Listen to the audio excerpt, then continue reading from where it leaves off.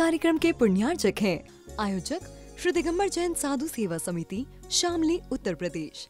सभी गुरु भक्तों का एक ही प्रण, साधु सेवा और समर्पण।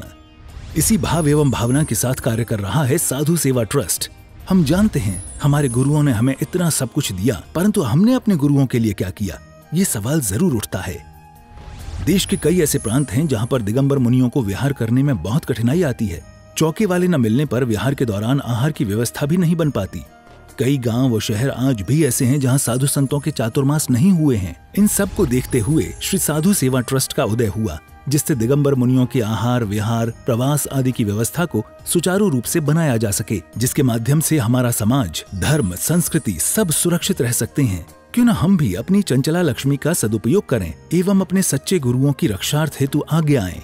योजना: परम संरक्षक 1,11,111 रुपए, वरिष्ठ संरक्षक 51,151 रुपए, संरक्षक 31,131 रुपए, आजीवन सदस्य 21,121 रुपए, सदस्य 11,111 रुपए। खाता विवरण: account name VVSP Sadhu Seva trust, bank name HDFC bank limited, account number 50200073358170, IFSC code HDFC 0001273, trust PAN card AADTV 8567E, mail ID vvspsadhusevatrust@gmail.com।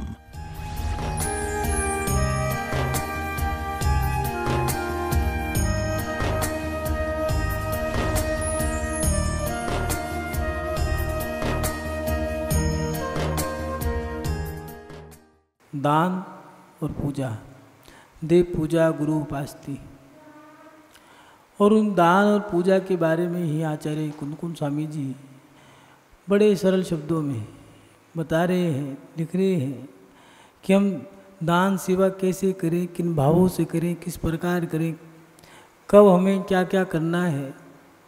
जो धर्मात्मा बना है, जिसने भी धर्मात्मा के गुण प्राप्त करने की ठान ली है, मोक्ष मार्ग पे नहीं बढ़ा है, अभी मात्र धर्मात्मा बनने की प्रैक्टिस कर रहा है। जो नई लड़कियां हैं जिनकी शादी हो गई है, अभी नई नवेली दुल्हन बनी है, उनके मन में आता है कि हमारा परिवार अच्छा है, सास ससुर धर्मात्मा हैं, देवर नंद सब धर्मात्मा हैं, और हर बहू का एक ही सपना होता है कि मैं अच्छे से अच्छे बन के दिखाऊँ। और वो शादी के बाद वो मंदिर जाना, पूजा करना, शास्त्रों को पढ़ना, माला करना, व्रत उपवास करना, अच्छे से अच्छी क्रिया करते हैं, लेकिन मन में जिज्ञासा रहती है कि क्या करें, हम सही भी कर रहे हैं या नहीं कर रहे। कई लोग बचपन से सीखे सिखाए होते हैं, कई लोग शिविर पाठशाला के माध्यम से बाल्यकाल में, किशोर काल में सीख लेते हैं, लेकिन कुछ बच्चों को समय नहीं मिलता, शादी के बाद सीखने का समय मिलता है। छोटे छोटे बच्चे बालिकाओं से या फिर कुछ अपनी बराबर की जो महिलाएं, उनसे कहते हैं भैया हमें पूजा करनी सिखा दो, हमें भी थोड़ा ये चीज़ सिखा दो। अब किसी बड़ी से बूढ़ी महिला से कहें तो वो तो मुंह पे डांट देगी, डर लगता है कहीं भी किससे, कि बड़ी बूढ़ी महिला से कह देंगे तो वो तो कहेगी क्यों री तेरे माँ बाप ने तुझे सिखाया नहीं, वो तो ताना मार देगी फट से। अब डर भी लगता है क्योंकि सब सारी की सारी सास हैं और पता नहीं कौन सी सास बंद कर दे। अब उस महिला के मन में डर है, बन तो गई है महिला लेकिन है तो उम्र छोटी, डर लगता है धर्मात्मा के जीवन में। ऐसा नहीं है, पुरुष भी सोचता है कि मैं भी अपने जीवन में अच्छा बन के दिखाऊं, क्योंकि लोग सोचते हैं पैसा ही सब कुछ है, धन दौलत ठाट बाट ही सब कुछ है, लेकिन पत्नी के लिए एक पति और पत्नी के जीवन का एक विशेष रोल जो है वो ये है कि पत्नी चाहती है मेरा पति बहुत अच्छा हो, और पति चाहता है मेरी पत्नी पतिव्रता हो, एक अच्छी गृहिणी हो। पैसा ही सब कुछ नहीं होता। शादी के बाद ऐसा नहीं है, पुरुष वर्ग भी धर्म ध्यान करने लगते हैं, मंदिर जाना, पूजा पाठ करना। क्यों? क्योंकि घर में एक अलग ही उत्साह का माहौल बना रहता है। पति को देख करके पत्नी में उत्साह आता है, पत्नी को देख करके पति में उत्साह आता है, लेकिन दोनों धर्म तो करना चाहते हैं, लेकिन धर्म करें कैसे बताने वाला सिखाने वाला कोई है नहीं। अगर पति वो लड़का जो है जिसकी उम्र अब शादी हो गई है 25-27 साल या 30 साल की है, अगर वो किसी से मदद मांग ले कि सुनो हमें भी ये सिखा दो, तो उनकी खैर नहीं है दोनों की। वो जो बड़े बुजुर्ग हैं वो छोड़ेंगे नहीं। क्यों रे, ढोर हो गया खा खा के, बलद हो गया, 30 साल का हो गया, तुझे ये नहीं पता पूजा कैसे करते हैं। अगर किसी छोटे को पता लग गया तो मजाक उड़ाएंगे, बताओ हमसे बड़े हैं 30 साल के हो गए लेकिन हमें पूजा करनी नहीं आती। फिर भी देखते हैं, चुपचाप बैठे रहेंगे, पीछे कोने में बैठे रहेंगे, देखते रहेंगे कौन अच्छा है, कौन अच्छा है, कौन धर्मात्मा है। उन सब की आँखों में मन से परीक्षा ले लेते हैं। फिर उनको पटाएंगे, पटाने के बाद उनसे कहेंगे सुनो हम भी ये करेंगे तुम्हारे साथ। ये नहीं कहेंगे कि हमें सिखा दो, हम भी तुम्हारे साथ करेंगे। अगर सिखाने को कह दी फिर तो खैर नहीं। इन सब बातों को देख करके आचार्य कुंद स्वामी जी बड़े सरलता से बता रहे हैं कि जीवन की शुरुआत अच्छा धर्मात्मा कैसे बना जाएगा। वो अच्छा धर्मात्मा बनने के लिए सबसे पहले सम्यक दृष्टि बनना पड़ेगा। सम्यक दृष्टि, फिर देवशास्त्र गुरु पे श्रद्धान, उसके साथ साथ सुपात्रों को दान। 2 चीज़ें दी हैं, दान और पूजा। दान भी 4 प्रकार का है। सुपात्रों को दान दें। हमने साधुओं की दान देने की क्रिया को समझ लिया है। प्रकृति को जान करके, वात पित्त कफ ऋतुओं को जान करके 6 ऋतु जो दिए हैं, इन सबको ध्यान में रख कर के हमें दान देना है। दान में कई बार कई लोग छल कपट कर देते हैं, तो उसके बारे में भी आचार्य कुंद स्वामी जी बता रहे हैं। जैसे कि ती पुन लाहे देई शुभ हुंगम पीजत्थ तथेव समाई सुगुण भायण पत्त विशेषम न जानती जंतम मंतम तंतम परिचर्यम पक्खवाद पिए वैणम पड़ुच्च पंचम याले भरे दानम न किंपी मोक्षस। यहाँ आचार्य कुंद स्वामी जी 2 गाथाओं के माध्यम से बता रहे हैं कि लोभी पुरुष यश कीर्ति पुण्य प्राप्ति के लिए जहाँ तहाँ जिस तिस अपात्र कुपात्र में बहुत सारा दान भी देते हैं। सम्यक आदि गुणों के स्वामी पात्र विशेष नहीं जानते। पहली गाथा में बता रहे हैं, अगर आपके पास वैभव है, आपके पास सामग्री है दान देने की, आपके पास अच्छा तन है, अच्छा मन है, अच्छा धन है, सब चीज़ आपके पास है, और फिर भी दान नहीं दे रहे। कुछ लोग तो कुंडली मार के बैठ जाते हैं। बड़ी तो बातें ऐसी आती हैं सुनने में, ऐसे दृष्टांत आते हैं। एक व्यक्ति अरबपति आदमी, बड़ी बड़ी फैक्ट्री, बड़ी दुकान, बड़े मकान। वो बड़े बुजुर्गों की कहावतें हैं, सही हैं, बिल्कुल सटीक हैं। ऊंचे मकान फीके मकान, पैसा इतना जिसकी कोई हद नहीं। सोए तो पैसों के ऊपर सोए, बाथरूम में जाओ तो टाइल हटा दो तो नीचे पैसा, ऊपर टाइल लगा दे। और खाने में ऐसा कि पानी, सब्जी का पानी उसमें डुबो डुबो करके रोटी खाए। और कपड़े ऐसे जो पुराने कपड़े हैं, एक बार खरीद लिया तो खरीद लिया, कपड़ा भी कह रहा है मुझे छोड़ दे, नहीं छोड़ूंगा। फट गया, उस पर थेकली लगा दी, फिर फट गया, फिर थेकली लगा दी, फिर फट गया, फिर स्टिकर लगा दिया। इतना कंजूस, मक्खी चूस। ऐसे व्यक्ति बड़े बुरे हैं। उसके साथ साथ कुछ लोग ऐसे हैं कि दान तो है, उनके पास धन सामग्री है, लेकिन ये नहीं पता किस क्षेत्र में दान करनी है। इसलिए आचार्य भगवान कह भी रहे हैं कि भैया लोभी पुरुष यश कीर्ति, यश के लिए कि भैया मेरा नाम बढ़ जाएगा, ये कीर्ति बढ़ेगी। पुण्य की प्राप्ति के लिए चलो भैया पुण्य बढ़ जाएगा।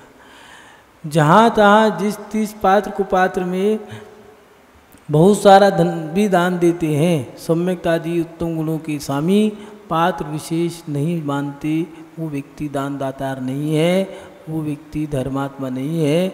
वो धर्मात्मा है, वो दान नहीं दे रहा। जो दान को यही नहीं जानता, विवेक ही नहीं है, वो व्यक्ति कभी भी धर्मात्मा नहीं बन सकता। धर्मात्मा के जीवन में विवेक भी होना चाहिए और उसके साथ साथ वो कहाँ दान लगा रहा है इसका भी ध्यान रखना चाहिए। गलती से गलत जगह लग गया तो उसका पाप भी लगेगा। मिथ्यात्व में लग गया तो मिथ्यात्व का पोषण कर दिया है, और उस कर्म को तो आपको भोगना ही पड़ेगा। जो आपके माध्यम से मिथ्यात्व की प्रभावना हो गई है उसको तो आपको भोगना पड़ेगा। अब वो मिथ्यात्व कर्म उदय में आएगा। कैसे आएगा?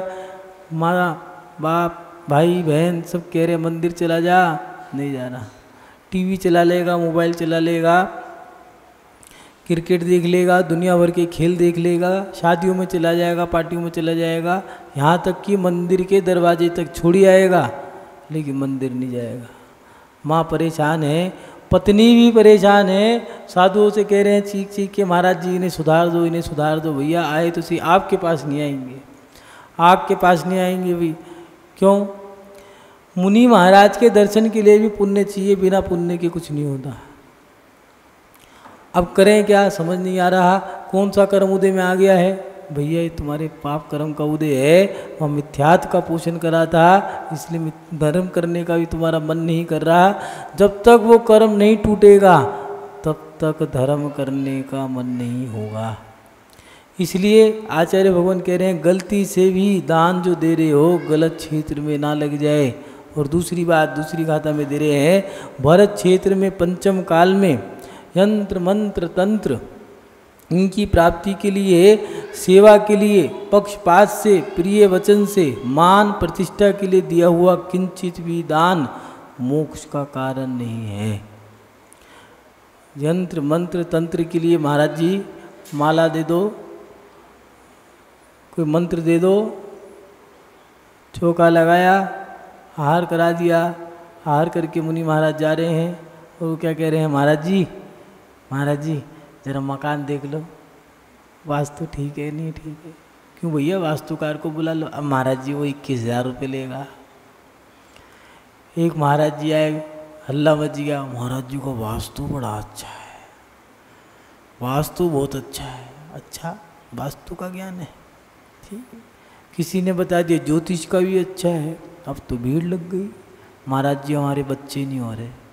ठीक है भैया, हम बच्चे करने के लिए साधु बने।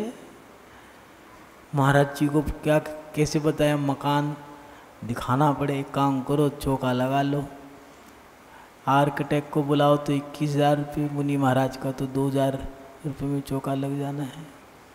वहाँ 21,000, यहाँ 2100 रुपये। मुनि महाराज का आहार हो गया। आहार के बाद ए महाराज जी, ए महाराज जी क्या बात है, ए महाराज जी जरा ये देख दो, मकान का द्वार ठीक है नहीं है। ए महाराज जी, मेरी माँ मंदिर तो जा नहीं सकती, आप ही आ जाओ। भैया हम तो एक ही बार चौकी में जाते। ठीक है, चौका लगा लेंगे।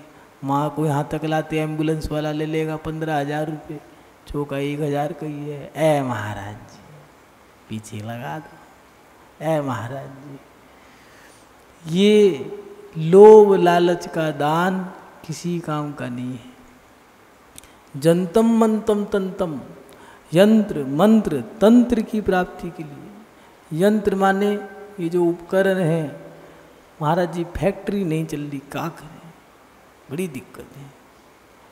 महाराज जी काम बन जाए, ऐसा कोई मंत्र दे दो, पुड़िया दे दो, बस। अभिषेक करते हो? नहीं। पूजा करते? नहीं। कभी चौके में दान दिया, हार दिया? नहीं। बिहार कराया? नहीं। आप महाराज जी ज़्यादा सवाल ना पूछो, तो पड़ी दे दो, काम बन जाए बस। काम नहीं कुछ करते हम, काम बन जाए। करें कुछ ना, फल चाहिए पूरा पूरा, ऐसा कुछ नहीं हो सकता। महावीर स्वामी भी उतर के आ जाए, वो भी तुम्हारा कल्याण नहीं कर सकते। ये भक्त नहीं, निकम्मे नाकारा निठल्ले व्यक्ति की उपमा दी गई है। शिष्टाचार में इनको अलग रखने को कहा है कि ये जहाँ बैठेंगे वहाँ गंदगी बुलाएंगे। धर्म के क्षेत्र में इन्हें भक्त नहीं कम भक्त कहा है। ये ऐसे कम भक्त हैं, ना तो धर्म करेंगे ना करने देंगे। अगर यंत्र तंत्र मंत्र की प्राप्ति के लिए सेवा करता है पक्षपात से,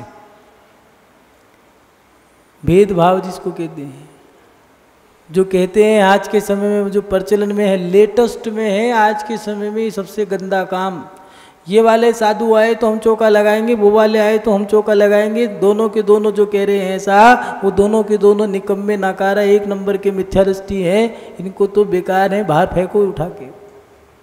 तो साधुओं में ही भेदभाव करते हैं, पक्षपात करते हैं, वो भक्त नहीं है। उन लोगों से सावधान रहना जो तुम्हारे पास आकर के कहें कि सुनो तुमसे एक बात कहूँ, और तुम कहोगे हाँ, लेकिन वो कहेगा किसी से कहना मत, उसको उठा के भगा देना, तभी भगा देना, बच जाओगे, नहीं तो बर्बाद हो जाओगे। क्यों?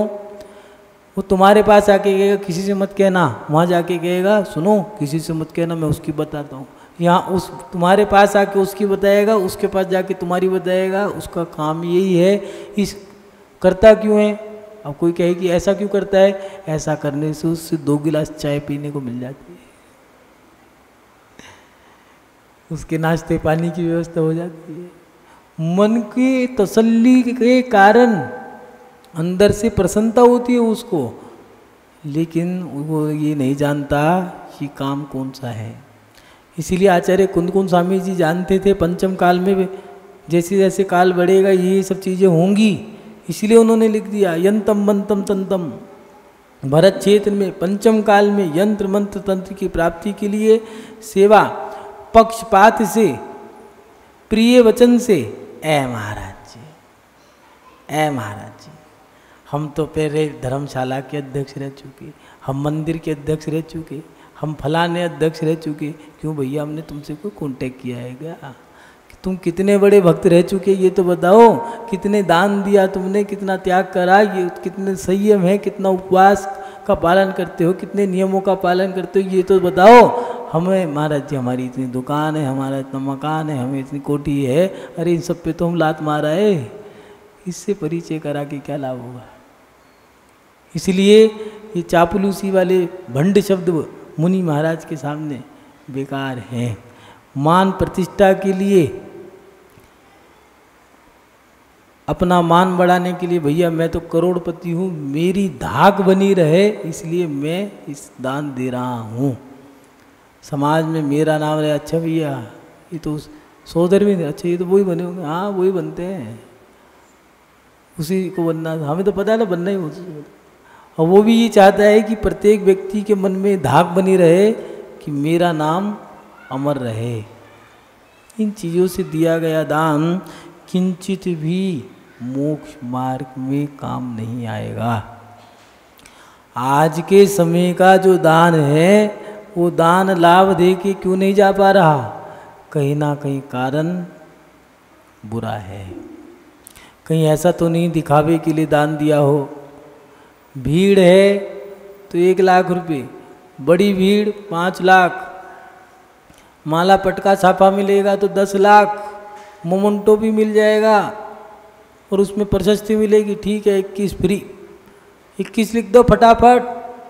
वाह रे वाह, जितनी जितनी सुविधाएं बढ़ती जा रही हैं उतना उतना दान। पीसनहारी की मनिया को कितनी सुविधाएं मिली थी, उस बुढ़िया को क्या सुविधाएं दी हुई थी। सेठ सर अशोकदास जी हस्तनापुर का मंदिर बनवाया, दीवान चंद जी अमरचंद दीवान जी जो महावीर जी का मंदिर बनवाया, क्या सुविधाएं थी उनकी। हमने भी मंदिर बनवा लिए, हमारा कोई नाम नहीं लेता, हमने कितनी भगवान की मूर्तियां रखवा ली होंगी, हमें कोई जानता नहीं है। उस व्यक्ति ने छोटी सी कुटिया में मूर्ति रखवाई, उसका नाम अमर हो गया। कारण क्या रहा? वो दिखावे का धर्म नहीं था, हकीकत का था, अंतरंग की भावनाओं से था। हम सेवा करके भी बीमार हैं, हम दान दे करके भी परेशान हैं। वो व्यक्ति मात्र चावल के दाने चढ़ा चढ़ा करके सम्य शिखर पे दो देवपत और खेपपत 2 भाई सम्य शिखर पे यात्रा करने गए राजा के साथ। उन्होंने कहा हमारे पास तो कुछ है ही नहीं, क्या करें? तो एक काम करते हैं, राजा से पहले चलेंगे, कोई देख ना ले। माँ ने जौ के दाने दिए हैं, जौ के दाने चढ़ा दिए, और राजा जब दर्शन करने जाता तो कहता मेरे से पहले कौन ऐसा व्यक्ति आया है जो सच्चे मोती रत्न चढ़ा रहा है। दोनों को पकड़ लिया। पकड़ने के बाद पूछा कहाँ से लाए, चोरी करते हुए राजा के खजाने में? उनने कहा नहीं भैया हमें बचा लो, हमने कुछ नहीं किया, हमारी तो माँ ने जौ के दाने दिए थे पोटली में बांध के, ये है बस। अच्छा झूठ बोलते हो? उनने कहा नहीं ये किसी देवता ने करे, हमने नहीं करे। तो उनने कहा चढ़ाओ दाने। तो उनने कहा ये देवता हमने जैसे चढ़ाए थे वैसे चढ़ा रहे हैं, तुमने जो किया था वो कर देना, नहीं तो माल देंगे हमें। तो उतलाती उतलाती भाषा में बोल रहे हैं, छोटे छोटे बच्चे हैं। और देखो वो इतने पवित्र मन से चढ़ाए, तभी की तभी वो मोती वो जौ के दाने रत्न बन गए। इतनी शुद्ध पवित्र भावनाओं के साथ धर्म किया था, उसका फल मिला। कोटि भट्ट श्रीपाल के साथ मैना सुंदरी ने विधान किया। सब लोग जानते हैं, आज भी कितनी बार उदाहरण दे चुके हम कि विधान करने मात्र से कोट ठीक हो गया। हमने पता नहीं कितने विधान कर लिए, हमने तो विधान की दुकान खोल डाली, लेकिन सर का दर्द भी ठीक नहीं कर पाए। कहीं ना कहीं भावनाओं में कमी है, कहीं ना कहीं हमारे तरीके में सलीके में कहीं ना कहीं कमी है, हमारे धर्म में हम करने के बाद भी फल नहीं भोग पा रहे। क्यों? क्योंकि हमारा धर्म कहीं ऐसा तो नहीं हम सही दिशा में ना चल रहे हों।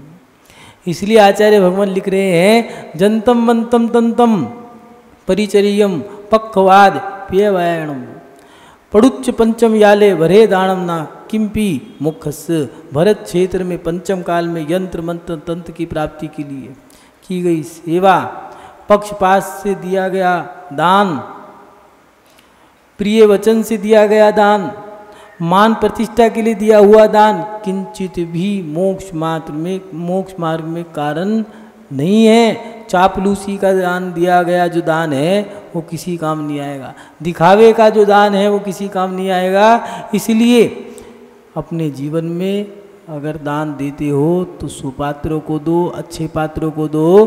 बहुत सारे व्रत उपवास नियम ऐसे हैं जिनको करने से लाभ नहीं मिलता।